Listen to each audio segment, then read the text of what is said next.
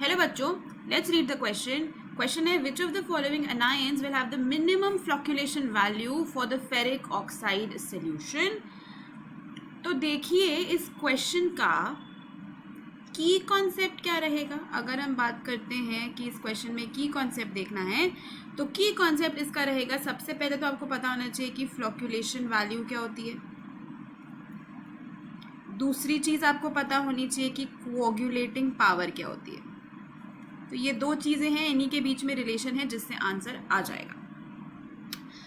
तो देखिए अगर मैं कोऑगुलेटिंग पावर को एक्सप्लेन करती हूँ तो सबसे पहले कोऑगुलेशन का मतलब क्या होता है. कोऑगुलेशन का मतलब होता है एग्रीगेट्स बनाना ताकि प्रेसिपिटेट बन सके. प्रेसिपिटेशन होने के लिए कोऑगुलेशन होती है. आयंस के एग्रीगेट होते हैं आयंस एंड प्रेसिपिटेशन करते हैं. That is what coagulation is.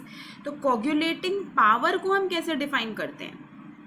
देखो जो आयन कोऑगुलेशन कर रहा है ना, जो आयन कोऑगुलेशन कर रहा है उसको हम बोलते हैं कोऑगुलेटिंग आयन. उसको हम क्या बोलते हैं, कोऑगुलेटिंग आयन. और जिस पावर से वो कोऑगुलेशन करता है, जिस पावर से वो कोऑगुलेशन करता है, कितना स्ट्रॉन्ग कितना कम, उसको हम बोलते हैं कोऑगुलेटिंग पावर. अब ये कोऑगुलेटिंग पावर डिपेंड किस पे करती है, चार्ज ऑन द आयन पे. जितना ज़्यादा आयन पे चार्ज होता है उतनी ज़्यादा उसकी कोऑगुलेटिंग पावर होती है. ठीक है. और अगर वहीं पे मैं बात करूँ फ्लक्चुएशन वैल्यू की, तो फ्लक्चुएशन वैल्यू क्या होगी.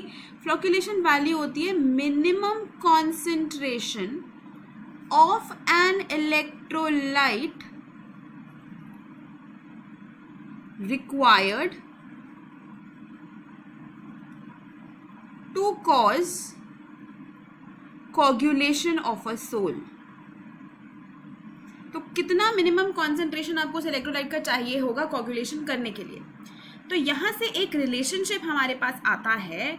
वो रिलेशनशिप क्या है कि आपकी जो फ्लक्चुएटिंग वैल्यू होती है ना, वो कोऑगुलेटिंग पावर से इन्वर्सली रिलेटेड होती है. अगर इसको मैं कोऑगुलेटिंग पावर को Cp लिख दूँ और फ्लक्चुएशन वैल्यू को Fv लिख दूँ, तो जो फ्लक्चुएटिंग वैल्यू होती है वो कोऑगुलेशन पावर के इन्वर्सली रिलेटेड होती है. ऐसा क्यों होता है, क्योंकि जो आयन पे चार्ज ज़्यादा है उसकी कोऑगुलेटिंग पावर ज़्यादा होगी, मतलब वो ज़्यादा आसानी से कोऑगुलेट कर पाएगा.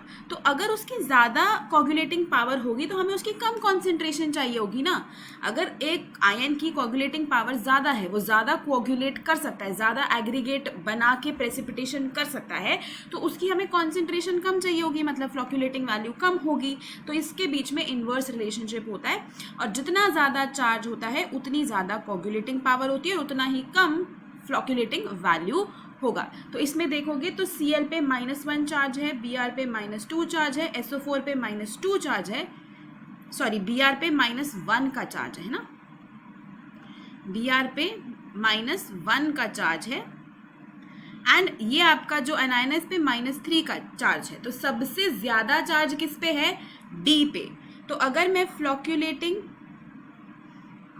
पहले कोऑगुलेटिंग पावर का ऑर्डर देख लो. कोऑगुलेटिंग पावर का ऑर्डर क्या होगा, डी का सबसे ज़्यादा क्योंकि चार्ज ज़्यादा है, फिर सी का है ना, डी और सी का होगा, फिर उसके बाद बी और ए का जो है कोऑगुलेटिंग पावर बराबर बराबर का हो जाएगा क्योंकि चार्ज उनमें बराबर है.